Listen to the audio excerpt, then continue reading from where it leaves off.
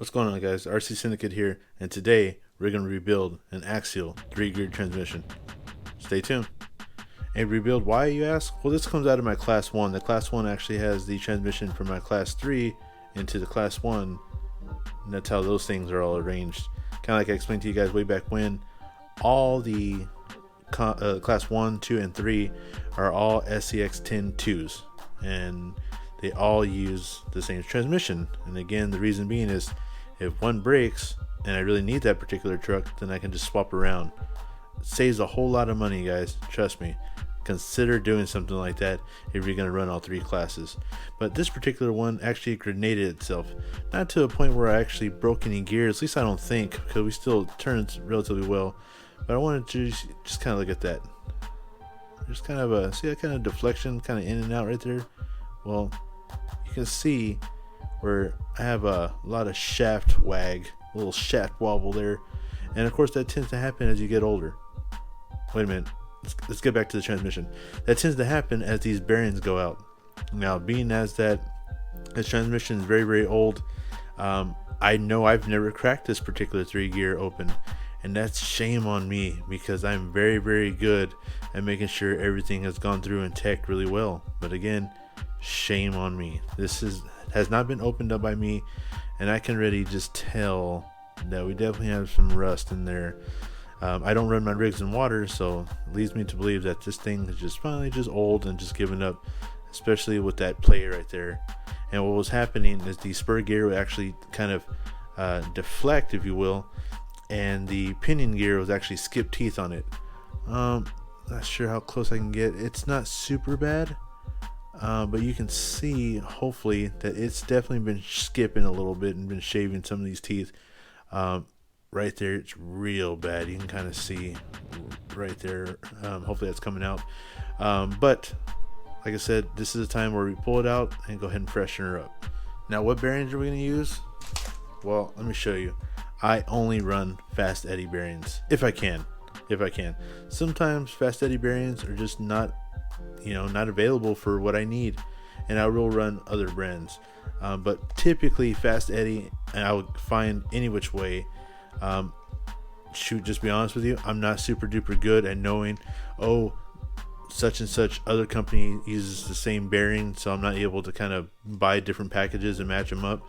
I just simply type it in and try to get what we can get. And here we have SCX 10 transmission. That's what it is.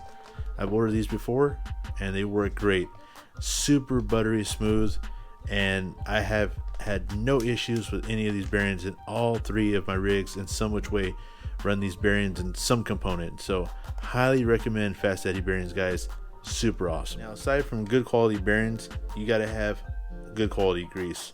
And real quick, I want to shout out real quick Cal Performance with their Utter Butter. This stuff is freaking awesome. Just to show you guys real quick, I mean, I use the hell out of this stuff. Super awesome, super tacky, buttery smooth though. Doesn't add resistance, and that's key right there, guys. You don't want something that's so gummed up and think that you're protecting it, but really what you're doing is adding resistance into your spinning components, which of course resistance creates friction, friction creates heat, heat is bad. Check them out, guys. Cal RC Utter Butter, awesome.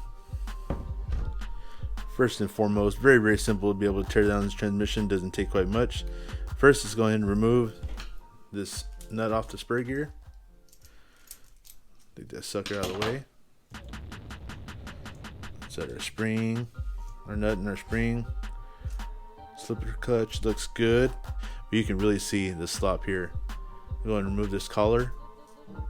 That collar basically just kind of helps support that even more, but you can see where that bearing is just having some hell of a play. Alright, now from here we're going to remove the screws from the back, and I'll be able to get the motor plate off. Now from here I can already see that we have some mixed screws, but ain't no biggie. So we're going to take these 4 screws off. 1, 2, 3, and 4. I'll get those taken off for you and see what we got. You can see here, removing this screw, actually have your motor plate come off, and then the cover for your spur gear, or the back side at least. Real quick, just wanted to show you guys using hand tools for all this. Please refrain to use any kind of drill. I know it takes a little bit to unscrew all this stuff, but really that's just not a whole lot of bolts. And really with this, you definitely want to feel it so you're not introduced any kind of binding as you're putting that through. I find with the drill, you don't have that same feel, and you can risk cracking this housing. And these things are super sought after, so you definitely want to crack that. But let's go ahead and peel this sucker back and see what we got. Hopefully we don't have anything like falling out of here. Let's see. Pull the case up. Shoot, bone freaking dry. Damn. Bone dry. But promising is that we have all metal gears in here. That's awesome. And you can see we have some just nastiness on these bearings. Sludge of broken down grease.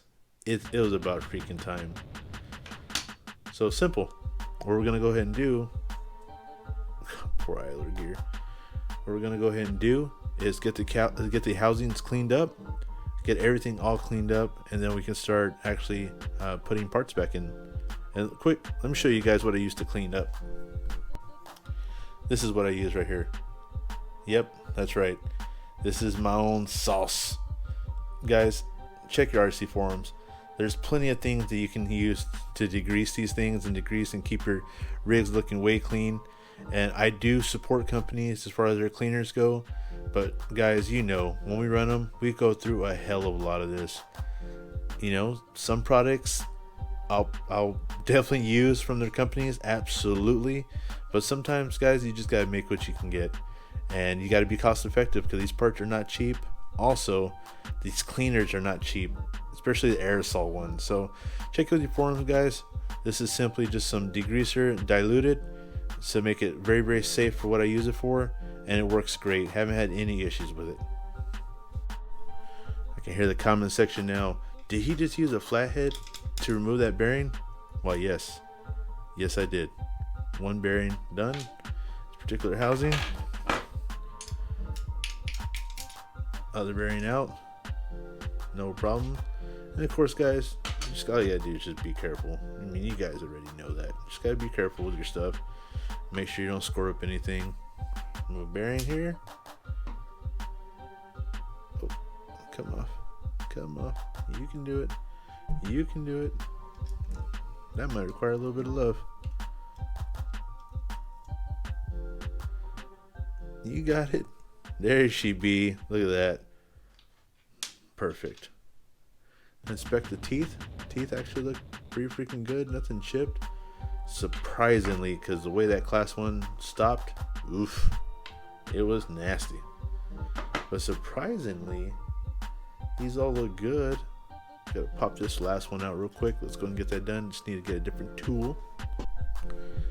And hot damn, would you know it? A little bit of push action there. Bearing out. Flip around. Boom. Bearing out. Guys, we have officially, and successfully, mind you, disassembled this transmission. That's literally all it took. Let's get all this stuff cleaned up and let's start reassembling this thing.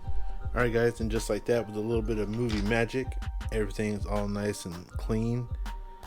Casing's been clean. Really emphasis on the bearing jackets, if you will, where the bearing's actually going to be riding.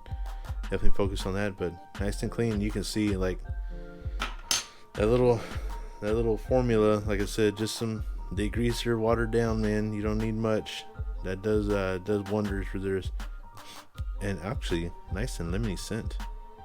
Let's go ahead and get some bearings in this thing. Let's stop messing around, shall we? Oh, just watch. Just for them.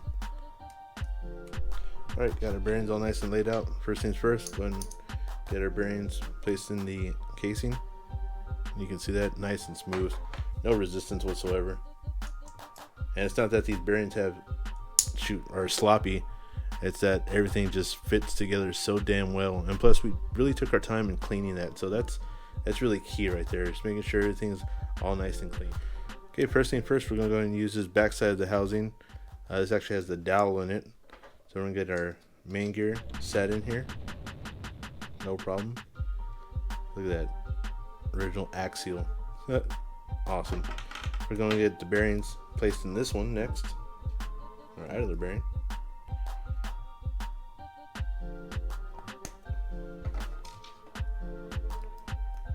Alright, so we got our idler gear rather all set up. Go and drop her down, nice and smooth. So we got our main gear all set in place. Look at that, nice. And then we got to get our small bearing down here all set in. Just kind of just set it there, and then just lightly come through. Use the back of the tools to kind of set it in. Just because I can't get my fingers in there. Shouldn't take much. Perfect. And then what we're going to go ahead and do, simple enough, is that we're actually going to go ahead and run this all the way through the shaft. And this is going to be actually for our spur gear. You can see here, nice and smooth, all set up. And it's just that simple, guys, that simple. But this is going to be a critical step right here. We're going to apply some grease to this sucker, so all that failure does not happen again. Now this is going to be a hot topic. How much grease is enough? Well, I can't tell you that. I honestly don't know how much grease is enough. All I can tell you is that I put enough grease to make sure that there's enough grease.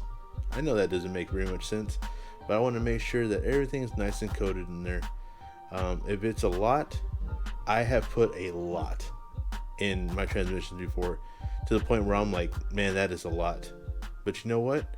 I've never had an issue with friction, heat, or anything tearing up these transmissions. I've never felt like it was a lot. I really feel like this particular grease is just really good at, keeping that nice smooth running transmission despite having such a heavy amount of grease. And like I said, I like it. I run heavy grease on mine. So, to your preference. I just make sure I just coat heavy, and then I'll just make sure I just turn it just to get everything all nice and set in there. And I don't mind running, like I said, heavy grease, because again, I just want to make sure that everything's all nice and set. And I'll just simply paint around it like Bob Ross, little happy trees, just to make sure everything's nice and greased up. And trust me, it'll sling itself around. Don't think that, oh crap, I didn't get a certain particular tooth and there's gonna be a problem. You'll be just fine, trust me. We got our bearings set in place on this other side of the housing, and from here on out, it's just simply closing these suckers together. Look at that money. Without even screwing it in, let's just hear it. Here, I'll put it by the mic.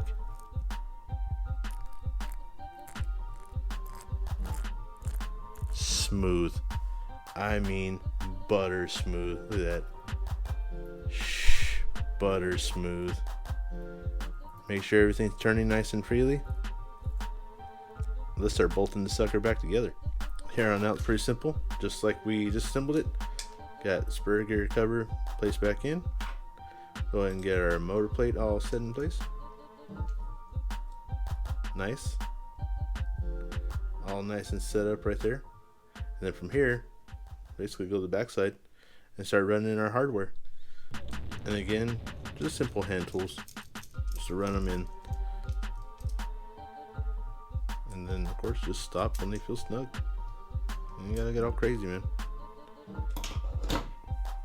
Flip the sucker around. Go and get our collar back in. Actually, I'm gonna show you guys. Look at that. Compared to what we had before, I'll put a clip up here of what we had before. That's freaking solid.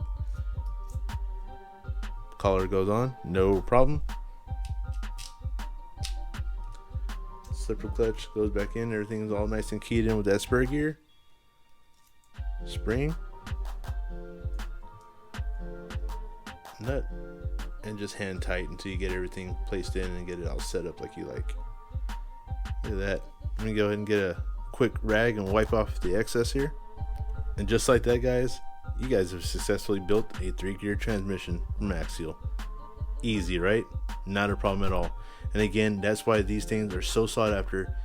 Look what we just did that in almost no time at all metal gears, proven. Quick shout out, guys, to CalRC Utter Butter right here.